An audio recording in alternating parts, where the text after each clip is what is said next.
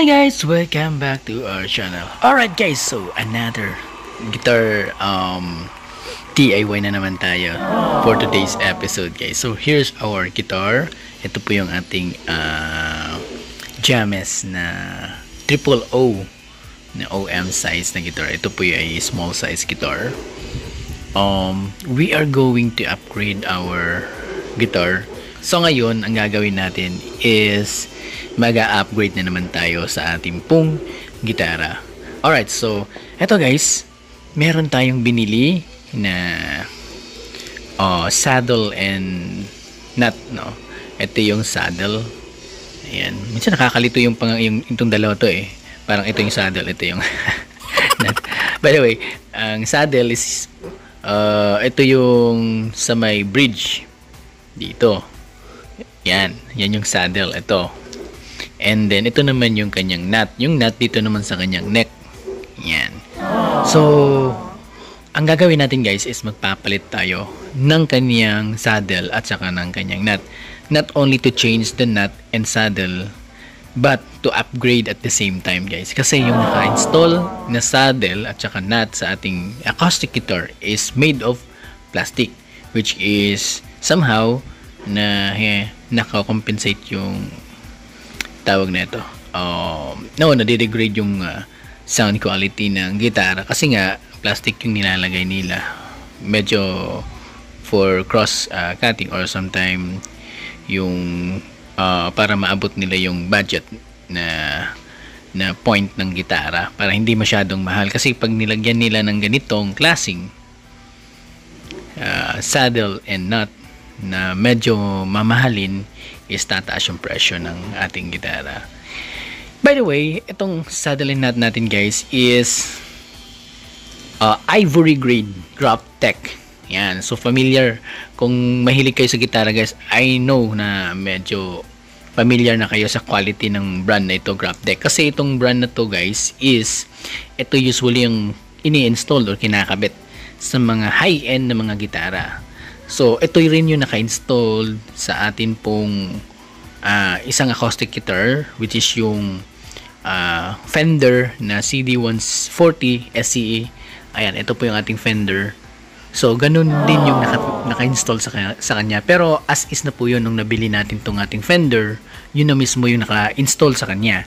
So, kaya, ito rin yung binili kong saddle and nut, no? Para sa atin pong acoustic guitar na James. Ayan. So, hindi yung normal na bone lang. Ito talaga yung pinili ko kasi since na satisfied ako sa tunog ng ating pong Fender CD140 SCE. Napakaganda ng kanyang sound quality. So, yun. Talagang ito na yung pinili ko. Although, mas mura yung talagang yung bone lang compare sa ito kasi masyado talagang mahal.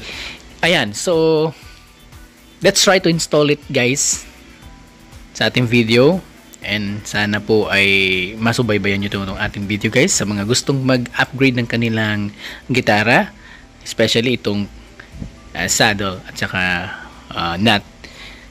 Medyo matrabaho ng konti pero ipapakita ko sa inyo kung paano mag-install sa ating pong mga gitara. So, let's begin! Ayan guys, so before tayo magsimula, so we have to grab our guitar. Ayan, setup tools. Yung nabili natin sa Shopee. Ayan, ito yung ating guitar setup tools. Alright, so ready natin yan. Available po yun sa Shopee. Baka mura lang, mga nasa 200 mahigit lang yung guys. And this is the ruler. Ayan, kailangan natin ng ruler guys kasi magsusukat tayo mamaya. And of course, ito yung pang ruler sa kanyang action. And ito, pagtanggal ng kanyang bridge pins. Alright, so sige, let's begin. So pinakauna natin gagawin guys is paluluwagin natin yung strings ng gitara.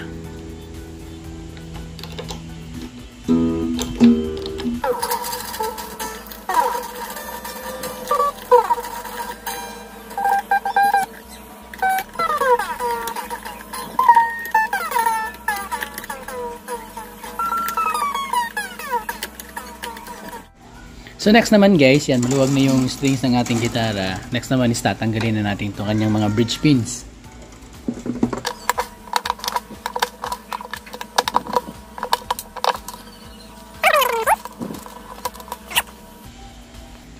Then let's get the bridge saddle.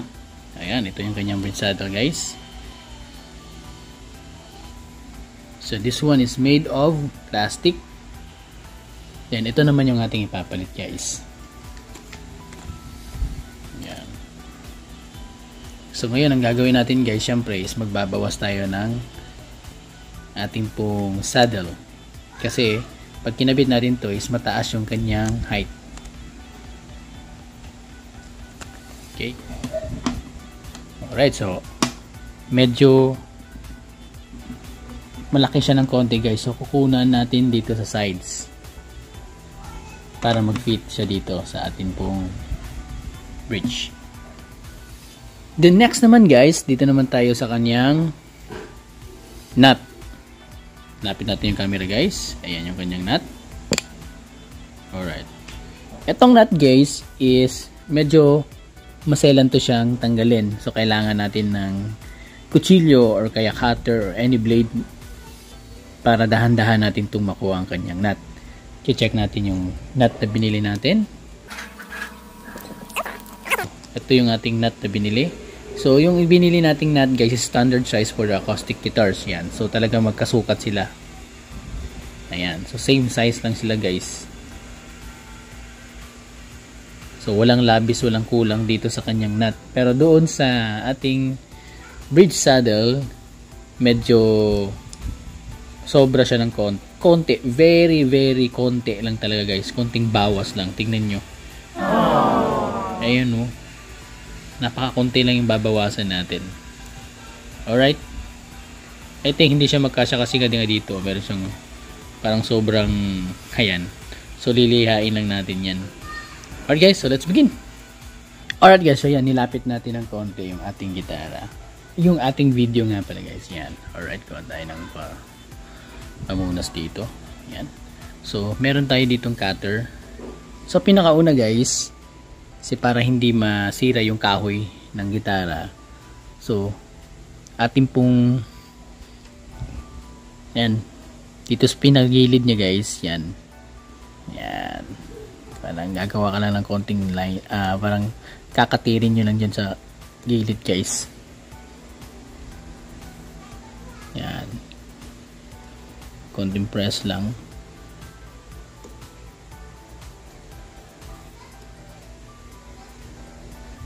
Tapos dito naman sa kanyang ibabaw. Ay. Tingnan nyo.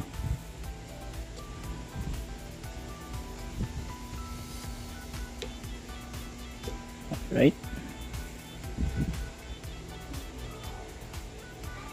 Yan. Para hindi mag-crack yung kahoy, guys, kapag tinanggalan natin itong kanyang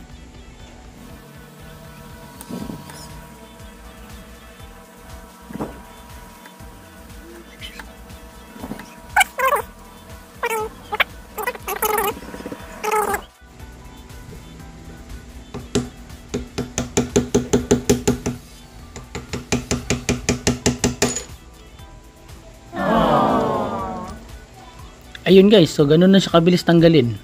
Konting pukpok lang. Tanggal na yung ating bridge pin. Yung ating nut. So ito siya, guys. Then ito yung ipapalit natin. Alright. Yan. So ito yung ipapalit natin. Ito yung dati. Okay. Check natin.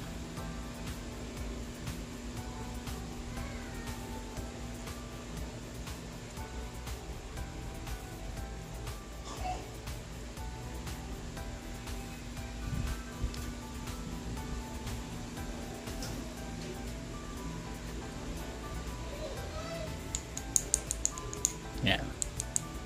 Ito is plastic.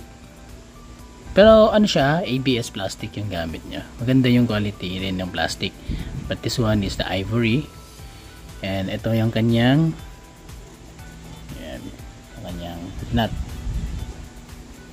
Alright, so bago natin i-install, guys, lilihain muna natin dito ng konti. So kukunin muna natin itong mga kanyang mga dumikit na pandikit ito. Kasi syempre matatanggal to eh. Tsaka pag kinabit natin yung bagong nut is uumbok to guys. Uumbok kasi meron pa siyang pandikit.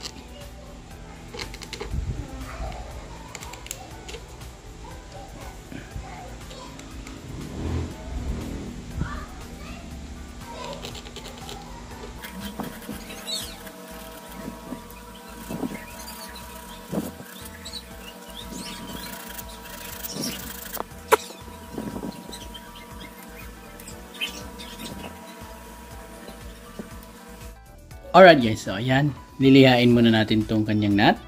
Konting liha lang hanggang sa mag-fit siya. So huwag natin pasosobraan guys.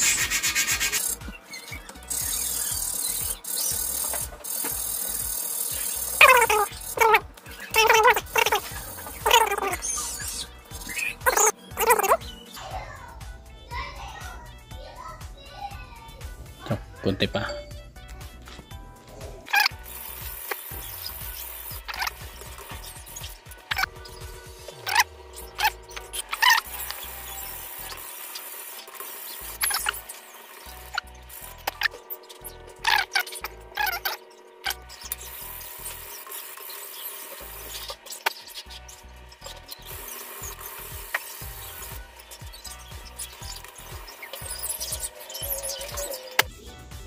Alright guys, so yan. Sit na natin. Uy, kulang pa siya ng konti talaga. Konting-konti na lang. Yan, para pumasok na siya. Alright guys, so finally, na liha na natin yung ating pong bridge nut. Yan.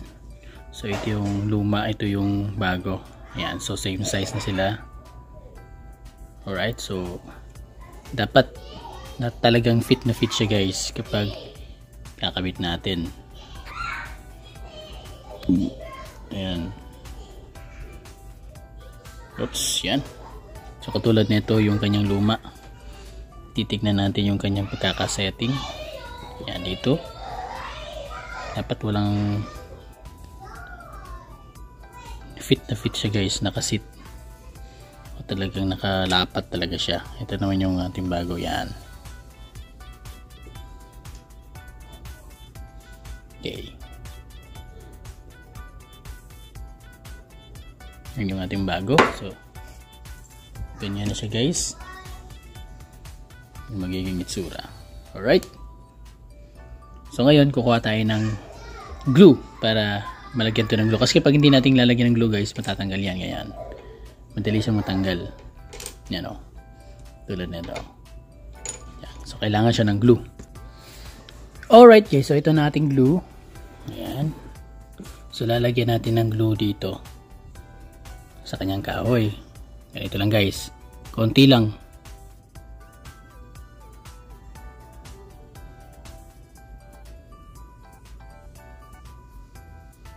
Ayan, dot lang siya guys. Tapos dito sa kanyang gilid din. Yan, kailangan kasi dyan sa gilid. So, huwag natin dadamihan guys kasi para kapag plano na din natin tanggalin, magpapalitin tayo ng bago. So, madali nang tanggalin yung kanyang nut.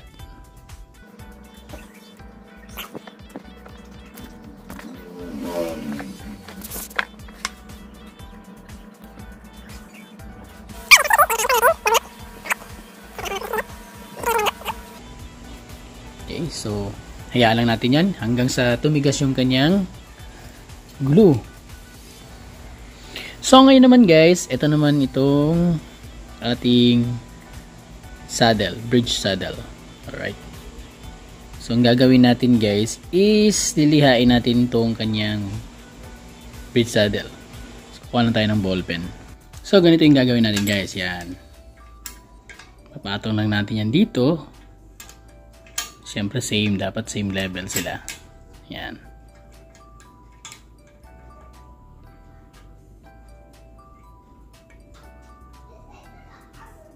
Okay.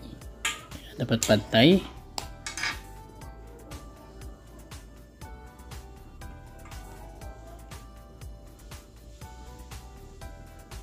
Tsaka saka natin siya babawasan. Medyo madami-dami yung kanyang yung dapat bawasan, guys. So dapat pantay na pantay to, yan magkadikit para hindi siya tumabingi.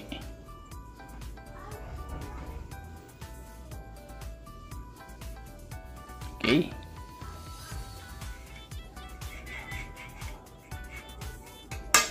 Then dito tayo sa kabila. Tingnan natin ulit.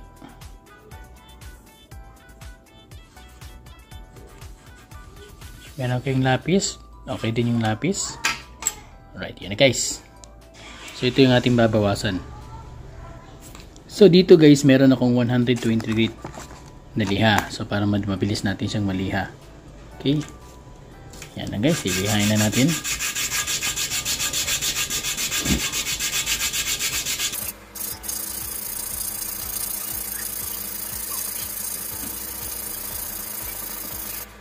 Guys, so dito na tayo sa kanyang bridge. So ito yung kanyang dating bridge, yung saddle. Alright, ayan. So ang ginawa natin guys is nag-pattern tayo sa kanyang, ayan, yung mga, ito yung mga cavities, yung mga kanal yan. Okay, as you can see, meron siyang kanal. Ayan, so ayan, gumawa tayo ng kanal. Kasi ito, kanina guys, is wala to siyang kanal. Yan, so hindi natin nakuha ng video. So yan, kumuha lang tayo ng kutsilyo. Ginawa natin is yan, pinattern lang natin. Yan. Alright, so ganyan. So ginanyan lang natin guys. Okay. Ito sa kanyang strings. Guide to siya guys, yung kanal niya.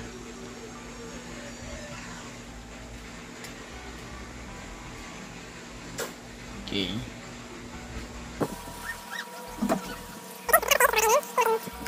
Natin. Yan. So, meron tayo ditong pang kiss-kiss. Yan. So, gamitin natin ito yung pinakamaliit guys. Ito. Ito para dito sa kanyang pinakadulo.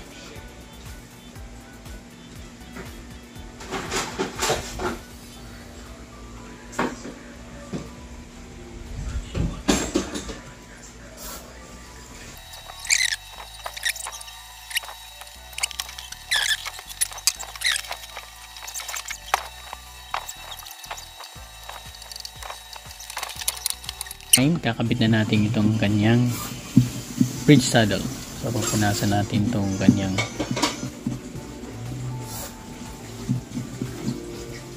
okay, so meron tayong lemon oil. So apply natin ng konting lemon oil.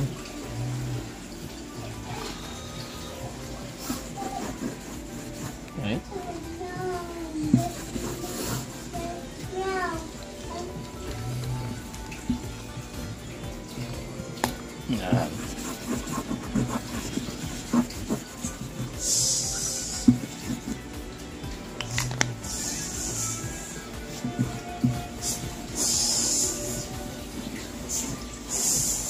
Hindi na natin binawasan yung kanyang bridge guys kasi pantay na yung kanyang bridge dito sa kanyang level ng neck. Yan, dapat yan. So pantay na siya guys. Yan. Kasi kapag sumobra yan dito, tumaas, babawasan natin to. Pero pasakto lang, pantay naman siya. So hindi na natin binawasan.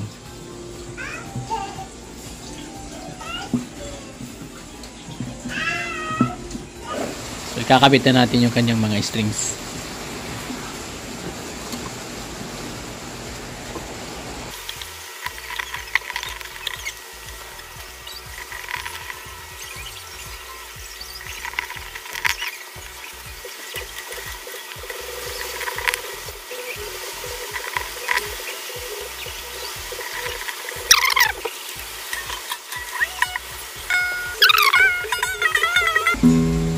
Alright, so i-check natin yung kanyang action.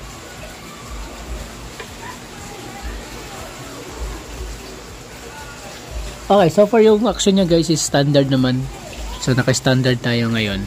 So huwag muna natin babawasan yung kanyang saddle. T-check muna natin sa kanyang dito, sa kanyang nut. Kasi baka magkaroon ng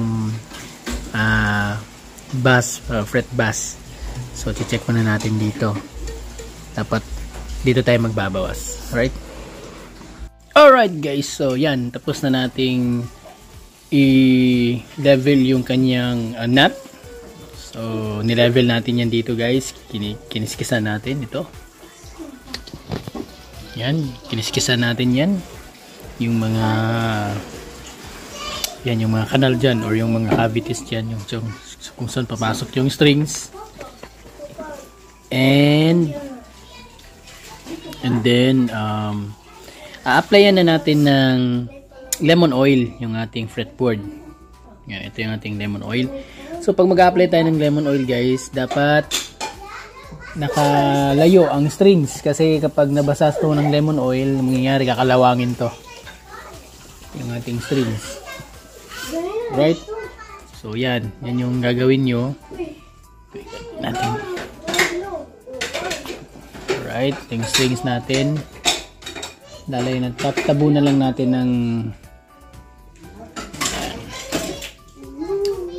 tabo na natin para hindi siya talsikan ng lemon oil.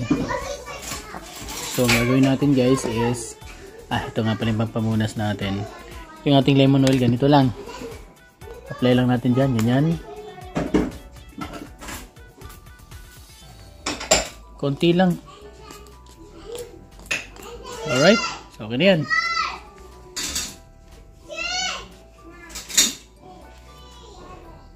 And then spread natin yung lemon oil. Yan.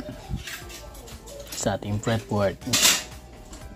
Ang purpose nito guys is para ma-maintain niya yung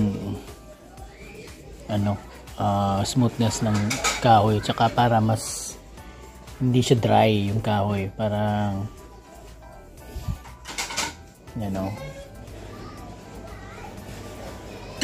okay, so good to go na to guys. Ang gagawin natin is i-install na natin yung strings ulit.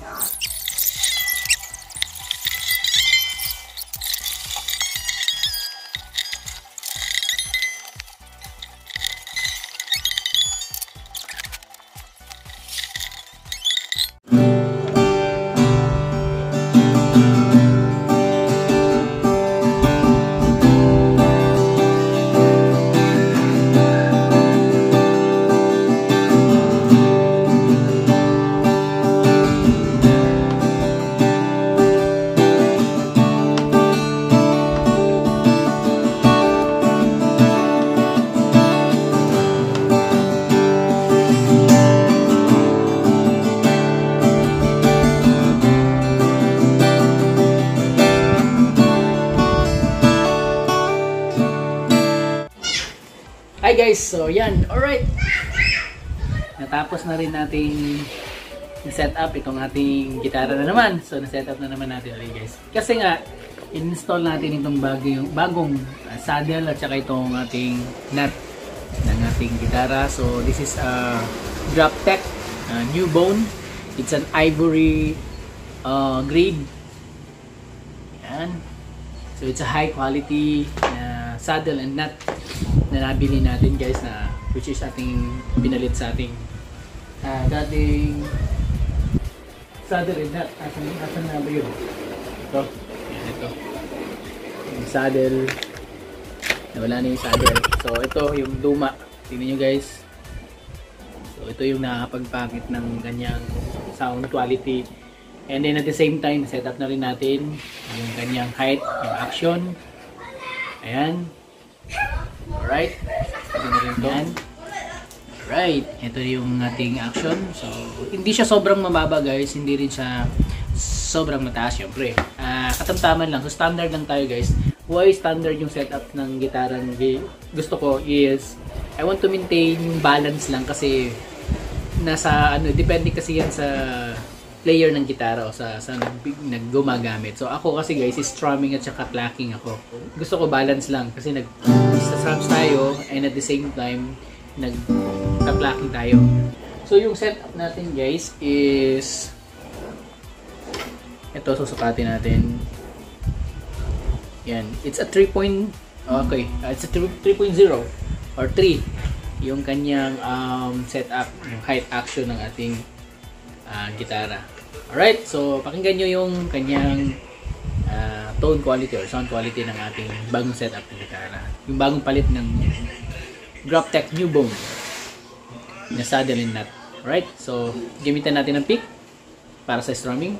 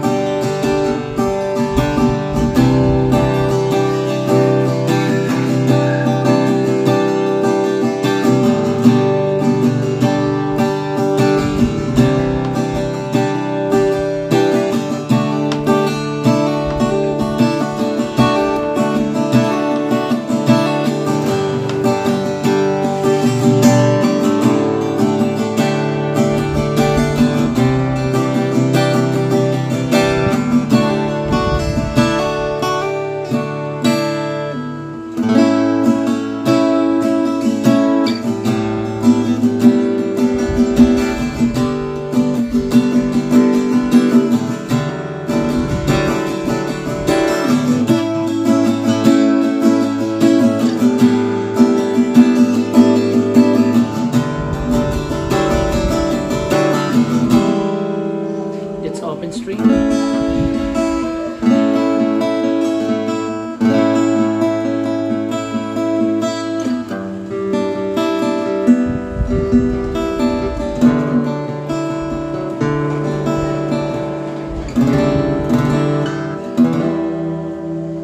So let's have plucking.